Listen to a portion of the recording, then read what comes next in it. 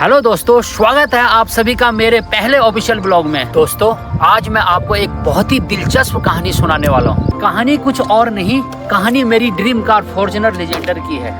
जब ये गाड़ी 2009 में आई थी तब मुझे कुछ खास इसका रिस्पांस लगा नहीं, ना अच्छी लगी। पर जब ये गाड़ी फिर 2017 में इन्होंने निकाली बिल्कुल नए शेप में, फिर मुझे लगा यार काश ये गाड़ी मेरी होती। ये बिल्कुल जो शार्क वाली शेप दे रखा ना, वो मुझे बिल्कुल हार्ट टच हो गया था। जब इन्होंने फिर 2021 में फेस लिफ्ट करके फॉर्च्यूनर का ये लीजेंडर बनाई, फिर मैं बताऊं क्या वो दोस्तों बिल्कुल हार्ट टच होगी कि ये गाड़ी तो मैं अब अपनी बना के रहूंगा। और फाइनली जब मैंने मन बनाया इस गाड़ी को लेने का, तो फिर मैंने सोचा कि क्यों ना मैं अपनी वाइफ के बर्थडे पे इस गाड़ी को ले लूं। और दोस्तों, तुमने देखा होगा कि पिछले ब्लॉग में इस गाड़ी का मैंने कैसे वेलकम किया था, कैसे करके हमने अपनी गाड़ी शोरूम से बाहर निकाली। अब चलते हैं दोस्तों इस लीजेंडर की लॉन्ग ड्राइव पे, फिर मैं आपको आगे की जर्नी गाड़ी की ड्राइव करते हुए बताऊंगा। तो अब मैं इसके ट्रांसमिशन और इसके फीचर में ज़्यादा बात नहीं करूंगा, क्योंकि ऑलरेडी सबने बता रखा है और यूट्यूब पे और इंस्टाग्राम पे सबको आपको मिल जाएगा। तो ये गाड़ी मेरी ऑटोमेटिक है, बस इसे ऑटो मोड में डाल के सीधा चलते हैं।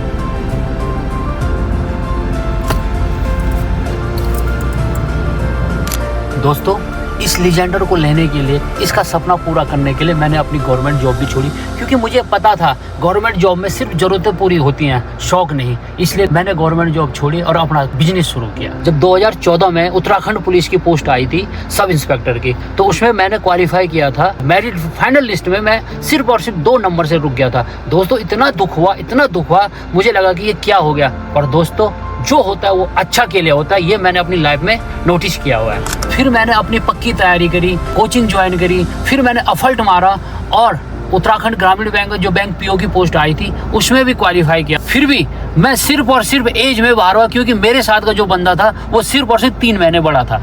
फिर भी मुझे बहुत दुख हुआ। मैंने कहा ये मेरे साथ क्या हो रहा है, ऐसे क्यों मैं हर जगह ब्लॉक हो जा रहा हूँ। फिर मैंने गढ़वाल श्रीनगर यूनिवर्सिटी से 4 साल की पीएचडी करी।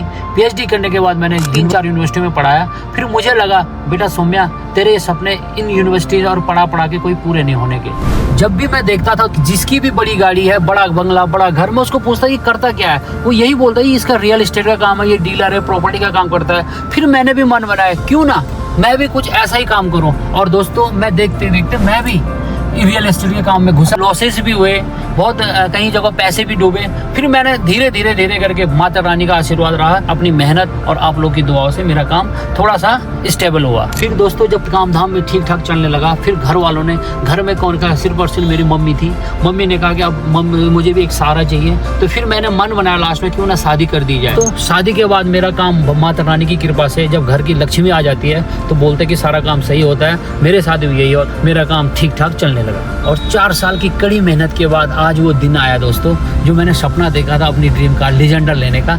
आज उसमें बैठकर मैं आपको अपनी कथा सुना रहा हूँ, अपनी आप बीती सुना रहा हूँ, अपनी कहानी सुना रहा हूँ। दोस्तों, मुझे आशा ही नहीं बल्कि पूर्ण विश्वास है आप लोग को ये मेरा ब्लॉग, जो ये मेरे ड्रीम कार लेने का जो ये लाइफ जर्नी थी, ये पसंद आया होगा।